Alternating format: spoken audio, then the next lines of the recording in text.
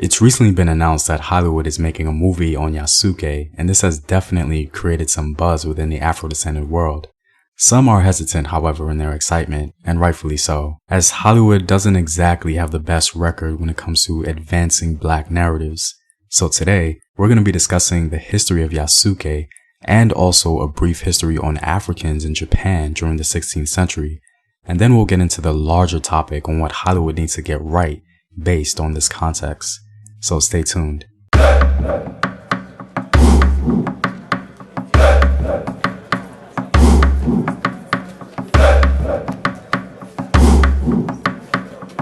What up, African world? It's Home Team here, and I'm back at it with another video of African history, culture, and worldview. And as always, if you want to support the Home Team, you can do so on patreon.com. I have some new rewards for you guys, so be sure to check that out. Also, go to afrographics.com, a website where you can find unique illustrative infographics summarizing African history. All links to Patreon, Afrographics, and Home Team merchandise are in the description box below. Yasuke was a 16th century African, likely from southeastern Africa, who served as a samurai under the Japanese warlord Oda Nobunaga. Now, before we get into the history of Yasuke, let's first discover the relationship between the Japanese and African people in general. The Japanese encounter with Africans dates back to 1546, when 3 Portuguese ships arrived in Japan carrying Africans likely from Mozambique or in the general vicinity of the Swahili coast. One Catholic priest already in Japan reported the incident in a letter to his colleague.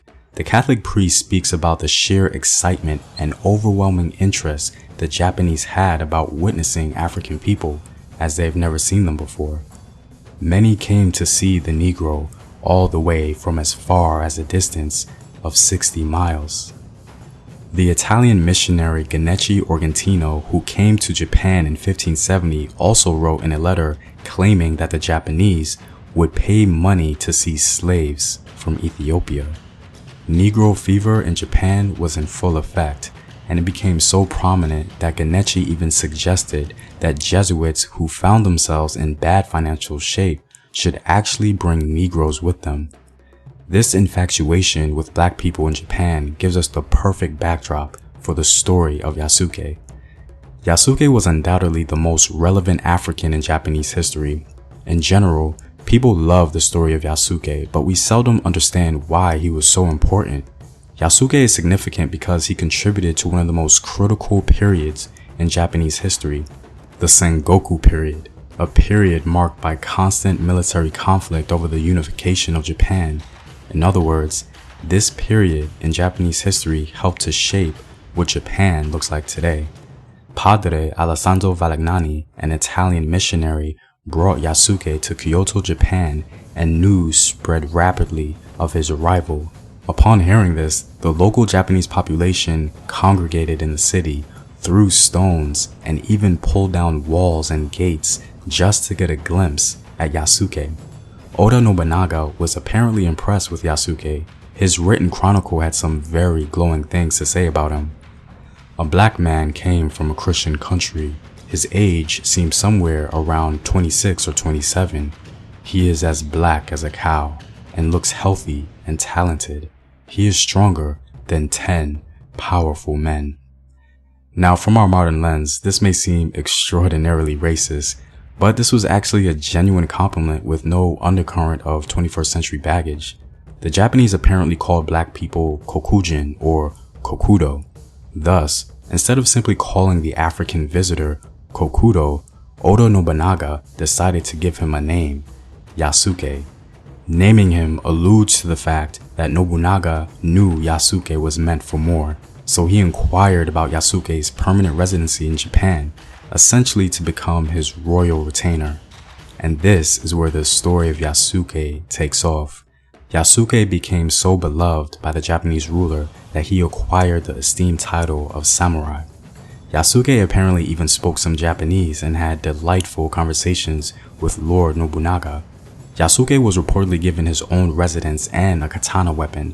Upon his baptism, if you will, into the samurai brotherhood, Yasuke fought alongside Nobunaga's forces. After various battles and skirmishes, Lord Nobunaga's forces were eventually defeated by the Akechi. Yasuke was captured by the Akechi forces, but was later released, and this ends our recorded history of Yasuke. It's interesting to note the diversity concerning Japanese opinion on Africans and even Europeans. Many Japanese viewed Africans with awe and intrigue, with no apparent idea to their inferiority, but some other Japanese viewed Africans as beast. On the same coin, you had Japanese opinion on various European groups. Southern Europeans were called Nabanjin, literally meaning Southern Barbarians, and Northern Europeans were known as Kamojin, literally meaning red-haired men. They were also known as long-nosed goblins or giant monsters. So it does seem as though the Japanese distributed their prejudice equally.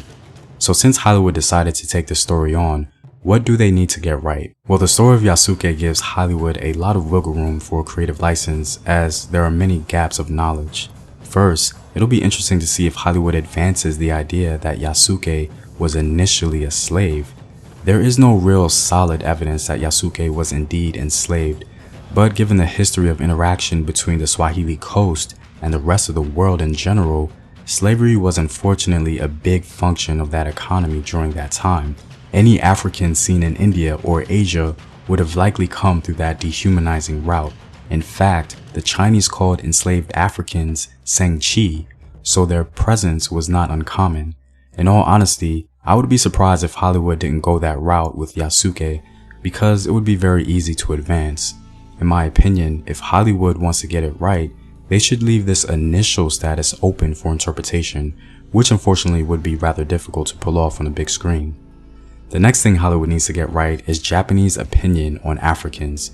Historically, as I've mentioned before, the Japanese view on African people was largely neutral, neither all positive nor all negative. In fact, the 16th century view of Africans in Japan was more romanticized, if anything, as the Japanese had not fully developed any foundational views on African people. So if Hollywood wants to get it right, most of the movies should portray Yasuke's relationship with Japan as a glowing one. It was only upon his capture by the enemy that Yasuke became inferior or undesirable. But one can attribute that to either his enemy status or his African status. And finally, what Hollywood should get right is the ending. We have no record of what actually happened to Yasuke after his capture and release, so Hollywood can essentially do anything with that. In my own bias, if they showed Yasuke returning to Africa, that would be the frosting on the cake. That is, if they're only planning on doing one movie. If not, they should probably make Yasuke's ending pretty open so that they can do another one. Closing this book on Yasuke wouldn't be a smart move in my opinion. After you tell his story, you then create various narratives on how he continued his legacy. All in all, I actually do have faith that Hollywood will get the ending right. Well, I'm all out, guys. If you like these videos and want to help out in its continued production, be sure to check out the home team and support the home team on patreon.com. The link is in the description box below. Know thyself. Remember your ancestors. Peace.